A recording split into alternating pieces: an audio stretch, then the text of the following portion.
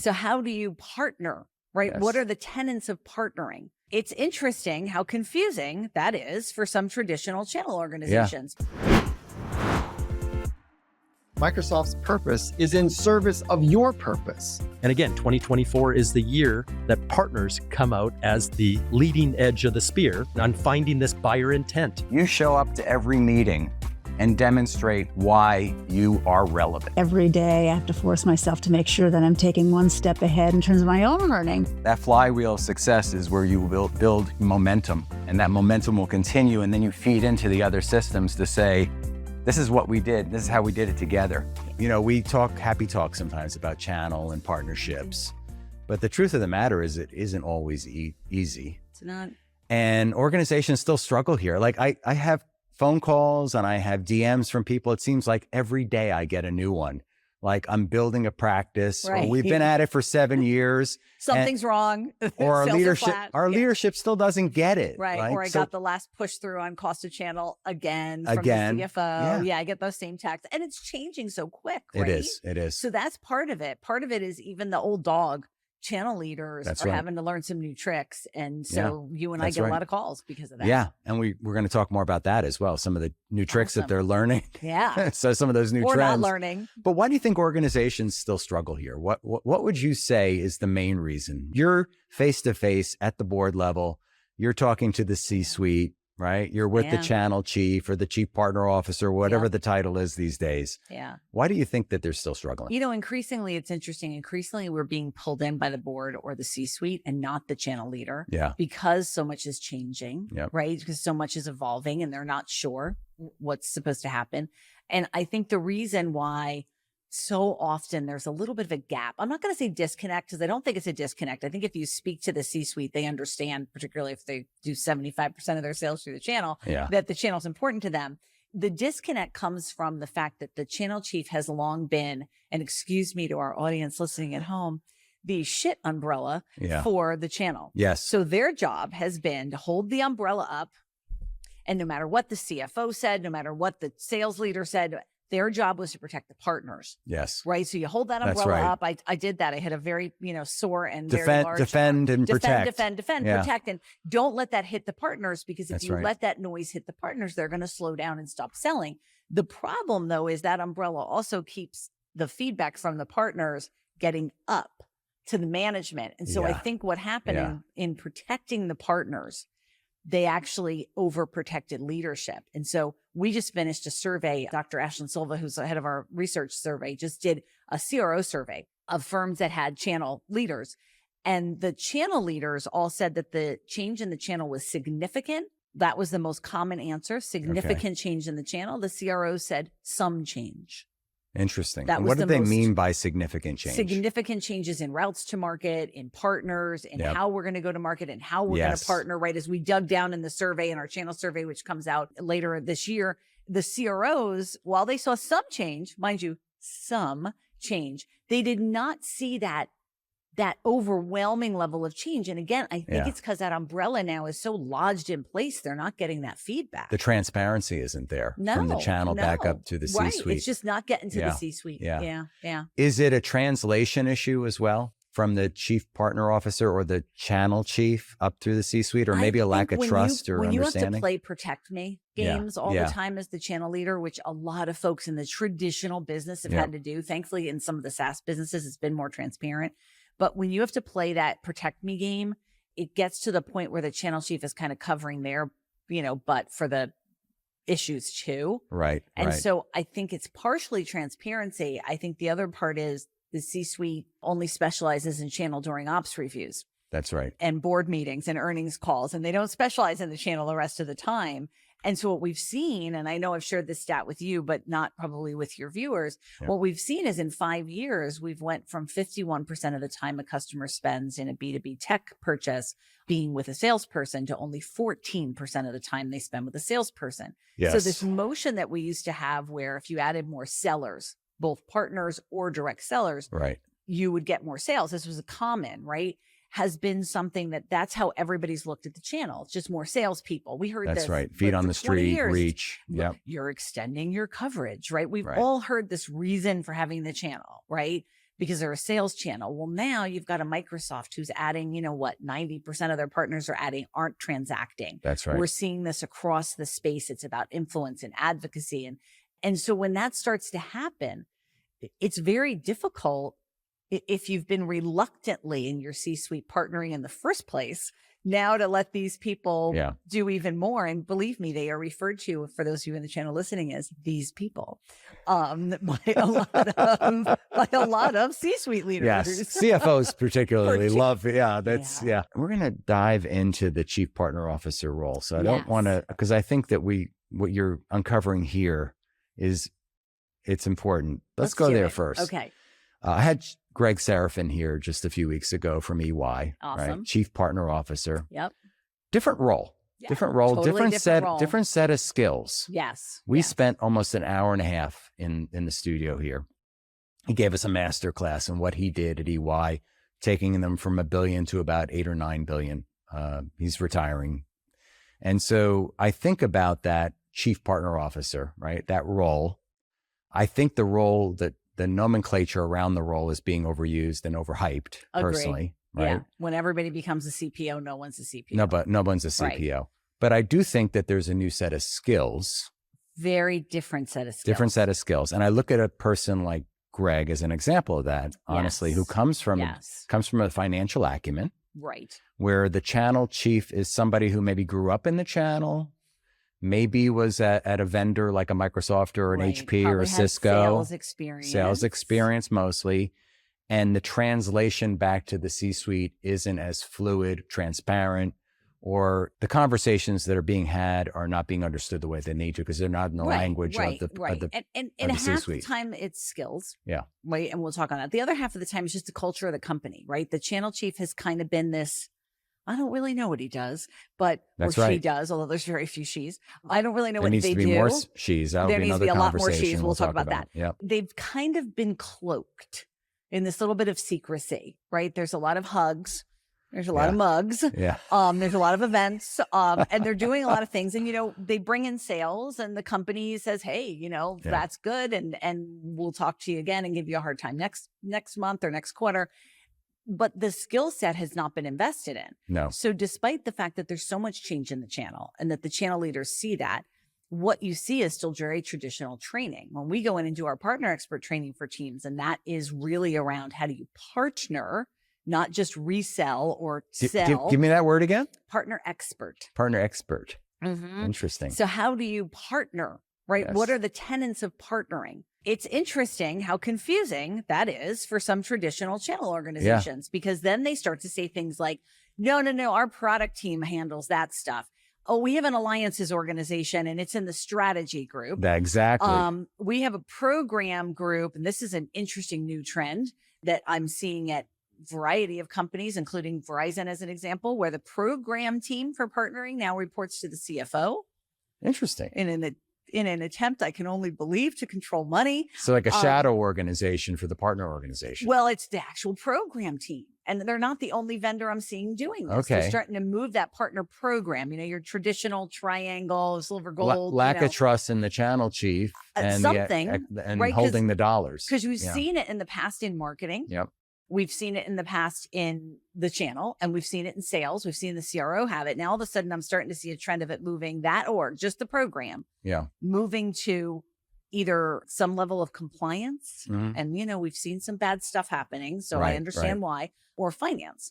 And the reason I point this out is because partnering has now become something that's all hands on the field. Yeah. It's not just it used to be pretty simple, right? Yeah. You want to partner, see the channel chief, they're over there. Yeah. Now, and they have the partner program, and they have a bunch of organizations. They run almost like a different company. They're bolted on. They're bolted on. They're kind of this good thing. Now, then we started having companies say we're going to be 100% channel. They still don't mean that. No. They mean they're going to put sales through the channel on their paper. That's right. And then we have companies like Microsoft, like E&Y, like AvePoint, which I'm honored to sit on the board for, who look at partnering as systemic across the organization. Holistic approach. A holistic approach. It's embedded. It's not a separate thing, right? Although they have a program and they have all the elements, It's part of everybody's job to partner. And that's the world we're moving towards. And that's why the skill for that CPO, that ability to reach cross-organization, Greg has that skill, right? He has that skill. That ability to understand that there's a bigger game than signing the PO today. I was talking with Infosys. I'll use them as an example. They're genius at partnering, and they're doing $7 billion deals with 37 partners in them. Wow. So you start thinking about the scope of partnering, right? And in the past, you would have said, oh, good, they're going to do the install and config and management.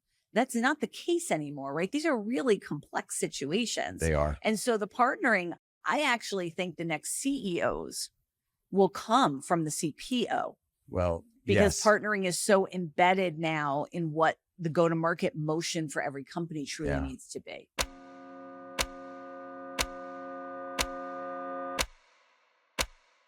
We're excited to announce Ultimate Partner Live Executive Summit, October 22nd and 23rd in Las Colinas, Texas. We're bringing back the event that we hosted last year, but in a new facility with state-of-the-art capabilities and live streaming. This is your opportunity to engage with other technology leaders to learn the what, why, and how to achieve your greatest results partnering with Microsoft and other tech giants. Featuring leadership tracks, fireside chats, and workshops designed to help you achieve more.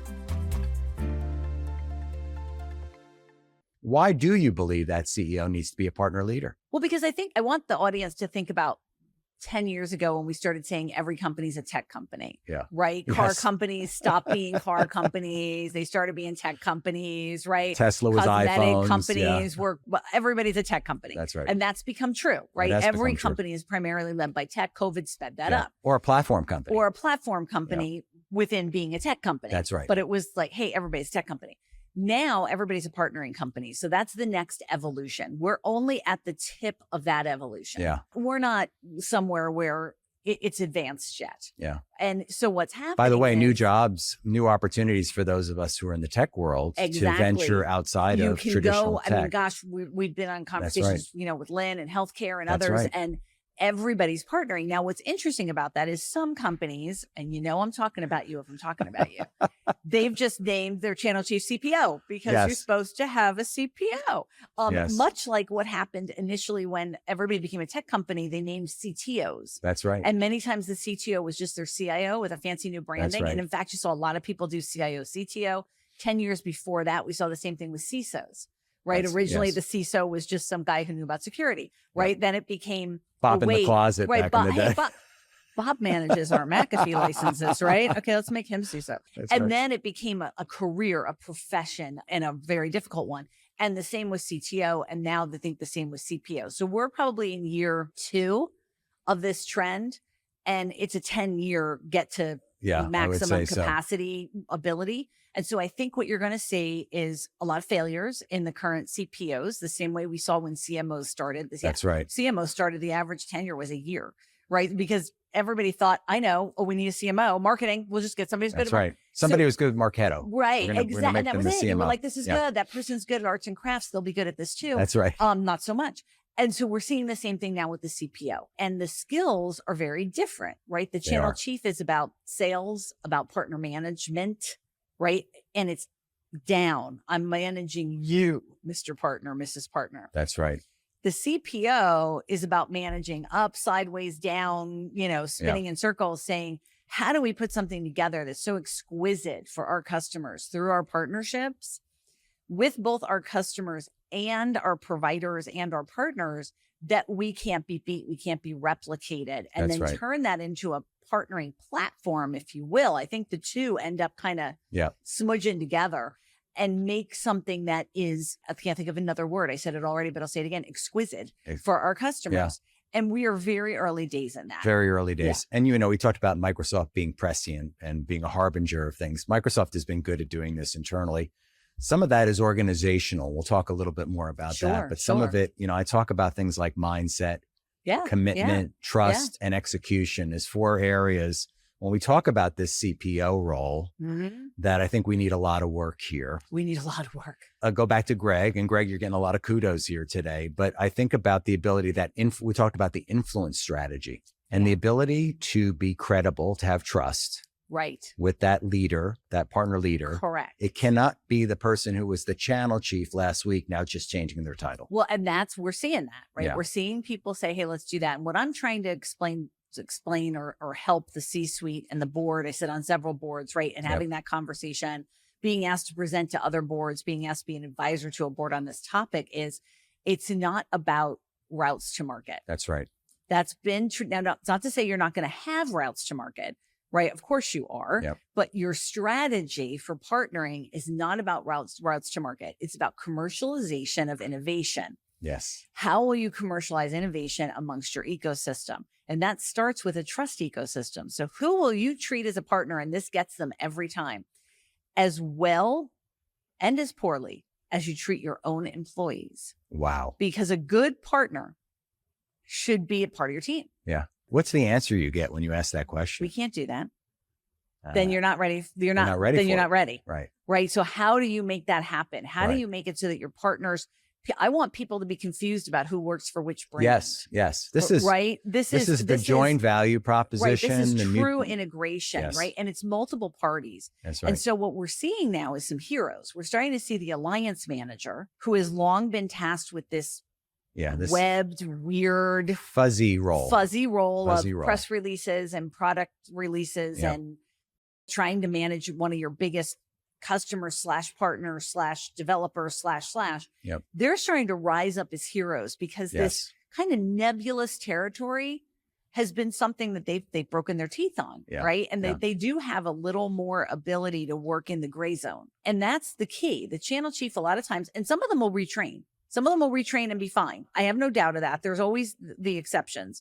But the rule is the channel chiefs have been in a black and white arena for a long time. Yeah. And a lot of it is the vendor partner role or vendor channel role. Correct. Which is more one-sided. Correct. And I am not, so that the audience hears me, not saying that the channel chief role goes immediately away tomorrow overnight. No, because that would be a primary function. Right. It's a primary function. Yeah. It's like, it would be like saying your direct sales leader's role is going to go away. Of course, that's not going to go away. Right. So any significant route to market that you have is still going to have a sales leader. That's right. Right. That makes sense. It's the layer above that. It's the understanding that you could be in a sale. Yeah. Right. There could be 37, as I mentioned earlier, partners. That's right. And so in that scenario, you don't get to be in charge. And this is the hardest conversation I have because the C-suite is so used to, we're going to let the channel sell that product.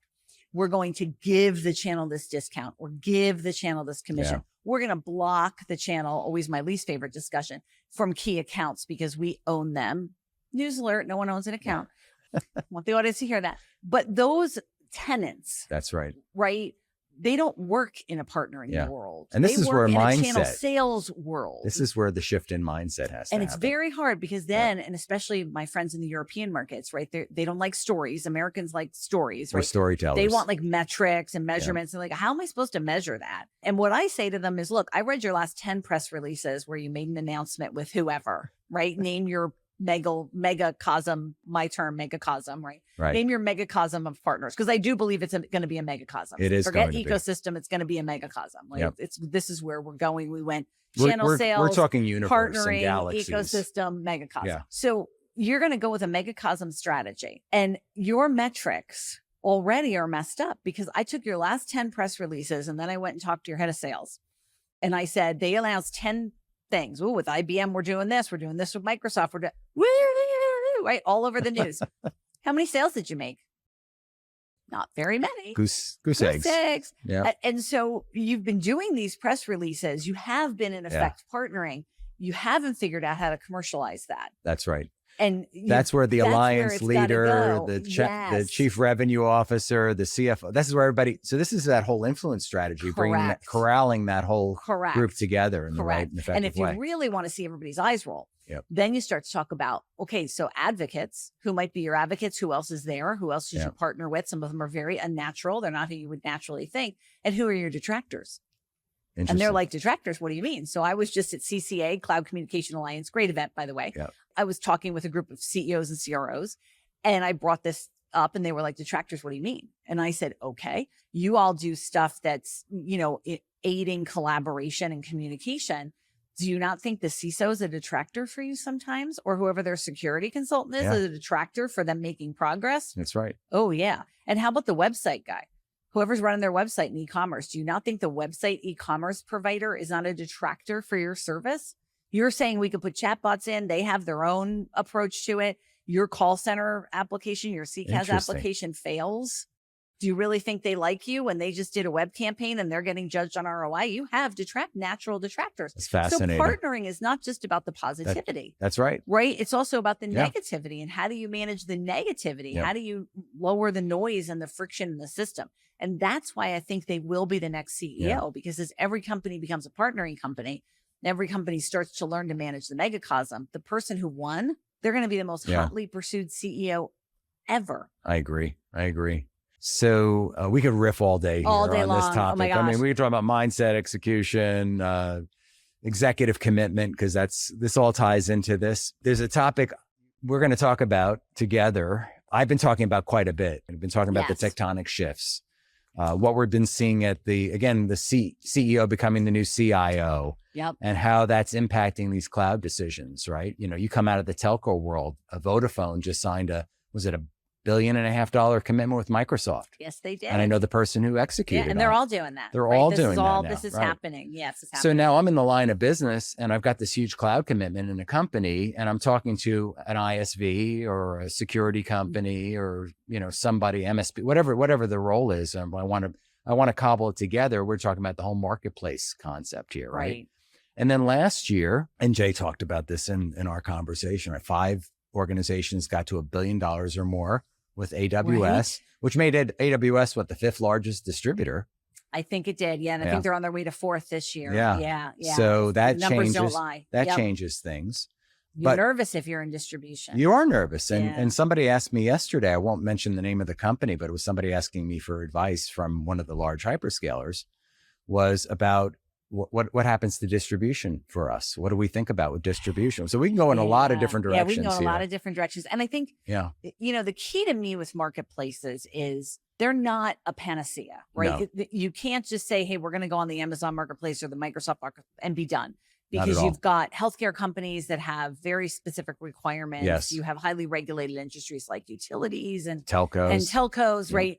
And so I am seeing that not only are the hyperscaler marketplaces coming up, but so are the specialized marketplaces coming up. So you're starting to see the Cerners and McKessons and other in healthcare, right? Kind of rising up. You see Workday and Salesforce and others. And so I think there's going to be, to go back to our channel experience, almost like a triangle of marketplaces, right? That says, okay, at the top, you're going to have your hyperscalers for specific broad-based marketplace, and then you're going to have specialized marketplace and then hyper specialized marketplace. This ties into your megacosm too, if you think about it from that perspective, because you have the hyperscalers and then you have the galaxies and the solar systems. Exactly. And it kind of comes into this megacosm. And so, instead of being a triangle, it'll kind of be a big circle, right? That kind of smooshes together.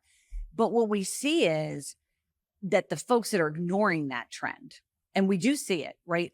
And I'm sure you see it too. I do. Hey, that's not going to be us. It is. A lot of the large ISVs still, by the way, because they don't want to disrupt their channels of distribution. They're just distributors. And I respect that. And the 31,000 partners downstream on the long tail. But what I would say is, and I'm going to say it to the audience, it's an and strategy. It's not an or. Yeah. Right. So it's an and strategy. I have a traditional channel. I have a traditional distribution. Let's face it, right? Bread's just bread without a toaster.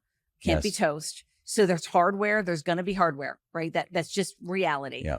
But there's also going to be marketplaces and your customers like buying from them. And so we're seeing more and more. I think what I saw last week, I think it was from Tackle, it might have been from somebody else, was 21% of the deals were being done by a partner. Yeah. It could have been. I don't know. I didn't see the Tackle research. And Microsoft is empowering that. That's so we're going to see an and strategy here. Absolutely. Absolutely. We are thrilled to announce our partnership with Impartner Software, the world's leading provider of partner management technologies. Serving over 4 million partners globally, Impartner excels in delivering cutting-edge solutions for partner relationship management and partner marketing automation. Their robust platform offers essential tools like program compliance tracking, customizable partner journeys, and comprehensive business planning. These features empower partner teams to swiftly transition from program design to achieving maximum value. Impartner is dedicated to supporting partner ecosystems everywhere and continues to innovate with new modules like Analytics Studio, designed to help track and maximize the ROI of your partner program. For more information, visit impartner.com.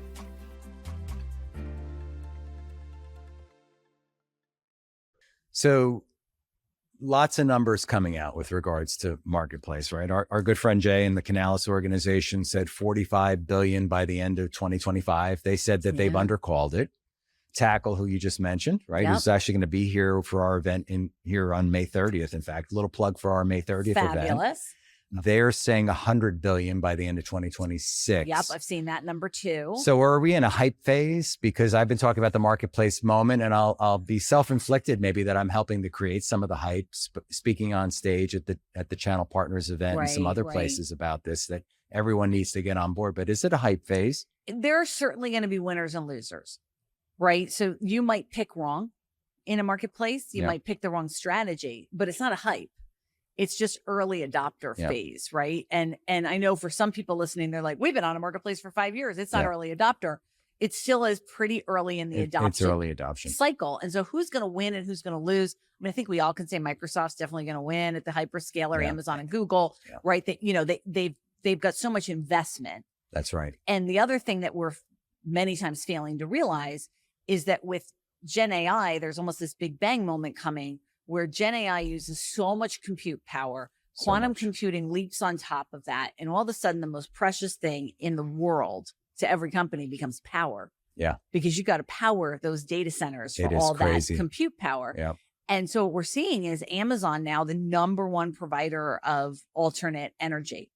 Right. Microsoft talking about power. They're putting their data centers near power, near hydro. I'm seeing trillion dollar contracts for power from the hyperscalers happening in the coming years. And what'll happen is they will eat up the power. Yep. So even if you're a specialized marketplace, you will end up in a hyperscaler marketplace just from a consumption of power standpoint, because there will be no power left. And layer on top of that, like Microsoft last year, $32 billion in cloud build out. Right.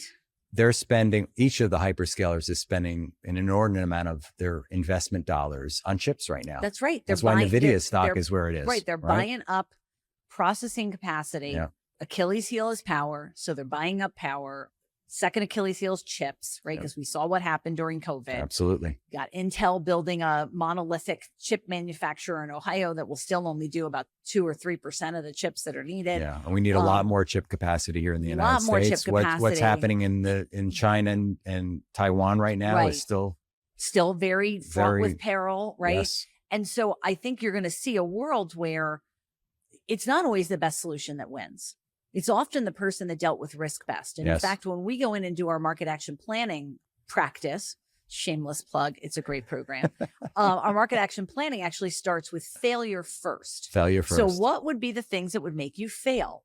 How would you fail? How would your biggest competitor kill you? What would happen? And by the way, it's a depressing start to it. I'm not saying it's not. By the way, that military organizations go through this strategy exercise, right? They do. Fail first, fail fast. That's right. So we do fail first, and it opens up. You watch the aperture and people's brains open up around partnering, particularly, right? And in the marketplace world, around how they're going to handle partnering in a marketplace-driven, customer self-serve world.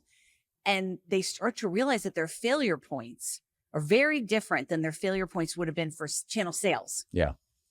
Right? Channel sales was, there's another vendor comes in, the partner likes their program better, they pay more, right? Those were the failure conversations. Now the failure conversations are somebody inks an exclusive partnership with somebody else and we don't have access anymore. That's right. And our customers turn because all their money, and let's remember that's how the marketplace works. That's right. CIO puts money into it. A cloud commitment. A commitment, credits, whatever the specific marketplace calls it. And you then get forced into that funnel. That's right. And so when we do our failure planning, a lot of times that's how marketplaces then becomes in their plan. Yes. So when we do the optimistic planning, and by the way, for everybody listening, you race to a crisis, you walk to an opportunity. It's human nature.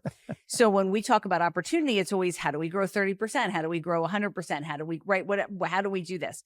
You start talking about failure, all of a sudden it's, oh, shoot. Yeah. And all of a sudden, what's our contingency planning? Right. And So during the optimistic portion, marketplace was down low in the top 10 for a lot of the boards and CEOs. When you start talking failure avoidance, marketplaces pops up. Yeah. Way up into the top 5, top 3, top 2 for many orgs. And this makes the alliance leader more relevant to the conversation more because relevant. they've had the relationships with the Microsoft, Amazons, They've and got Googles. the little tentacles in there. They know where to knock on what doors. And then the conversation about placing your bets across all three, riding on all three sets of rails. Correct. And then we start having the conversation about how do you operate? What's your operating model in that, That's right?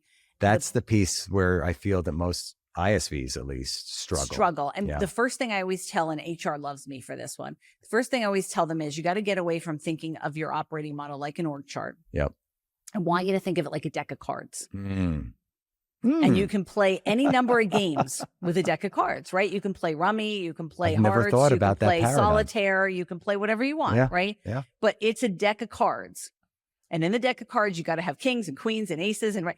But you can play a different game with that. So it's less about organization structure and more about the plays you're trying to make with that deck of cards. Right. And it really changes how people start thinking because they're like, oh, that changes who my aces are, right? Yes. That changes who this partnering strategy changes who today your aces are CEO, CFO, CISO, CIO, CMO, right? You got your aces, right? That's right. But they're not your aces anymore. So now how do you manage in an org chart when your ace is the alliance manager who's been there for 20 years and knows where everybody is buried at the biggest hyperscaler?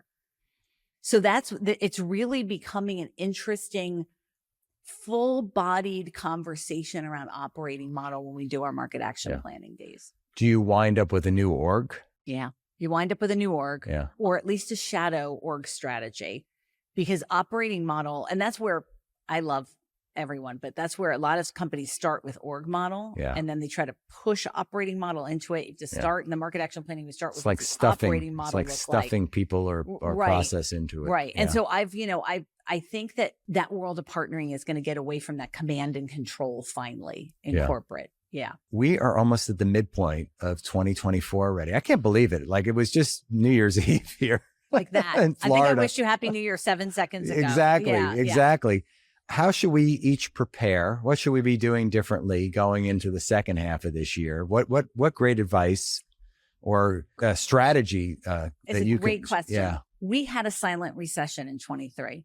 Yeah.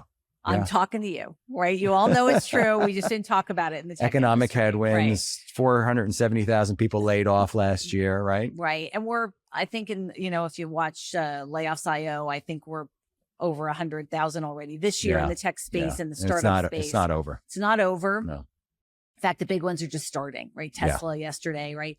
So I think the economic uncertainty continues at least through 25. I don't care what the pundits say, right? You're going to see a pop because of the election. Yep. Get ready. If you need to get a mortgage, get ready. Yep. Because you'll have a little window right before November where things will come down. Insurance, right? the interest rates will come down exactly, right? So just personal advice, get ready. Refinance if you're ready to do that. If you got a high rate, it's time, right about October. On top of that, we're going to see tech continue to grow. Yes. It's just where it's growing and where it's declining, right? We're going to see generative AI really swap out finance teams, core repetitive task teams, contact centers. So we're going to hear these big numbers, 30% laid off, 25% laid off, right?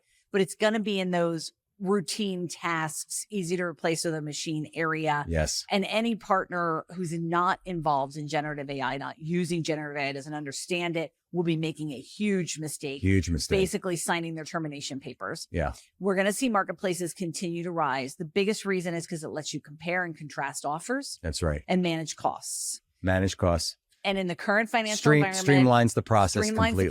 Managed costs is a good thing. Yeah. The third thing we're going to see, and we continue to see, marketing is leading the way in sales. Yeah. The firms that get it, and we just finished a study on this, the top growth firms in our industry invested more in marketing and got more leads from marketing than the bottom growth companies who were still trying to push the sales mantle, right? Hire more salespeople, hire more salespeople. This is a failing play. It is a failing play. You could, in fact, and we have the data to prove it, let go of half of your sales team, spend half of that money, so you're still saving money on marketing, and double your sales. Absolutely. This is the world we're moving into, right? Self-serve world where Digital. People learn on their own, and marketing is who helps us. That's so we're right. going to see this huge pump in marketing. And then we're going to begin to see the pushback on partnering. Yeah. So right before you push through any innovation, you're going to get the resistance. you get the resistance, right? That's how you know you're there. Yeah. Right. A little like when there's no resistance, you're not there yet. We're going to see, I think it's going to be early. We're birthing. Right, Here. End of 24, beginning of 25, you're going to see some massive pushback on partnering. Yep. Right. A little like, no. Right. No. And then it's going to pump through, and it's going to be I can't wait for that crazy. day. I can't wait for that day. It's going to be just crazy. So if you're not partner enabled, get there. Yeah. I love it, Janet. You were so good to have you here. Oh, today. thank you for having me. Well, we're going to do this again. Yes. So we're going to get you back here in the studio. Would love to so come great anytime. to have you. Janet Schijns, if you don't know her, you need to know her. The JS Group, as it was formerly known, incredible organization. JSGnow.com if you'd like to see our and website. An amazing friend. And so good to have you here. So great in to be Boca. here with you. I love what you. you're doing. Thank you for everything you're doing to champion and save the channel. Thank you. And a mutual admirer as well. Really appreciate you. Awesome. So thank you. Thanks for listening to this episode of Ultimate Guide to Partnering. Hopefully this episode and all the episodes we've recorded are helping you better align your partner strategy to achieve your greatest results. So I want to ask you something. Have you implemented everything you've been learning? And are you now achieving the growth and revenue objectives that you hope to achieve? If not, it's time to take action now. Join Ultimate Partner Experience. We're building the community I've always dreamed about. With UPX, you get access to exclusive industry insights, unparalleled networking opportunities, tons of educational resources, and support from a community that shares your goals. Join us now.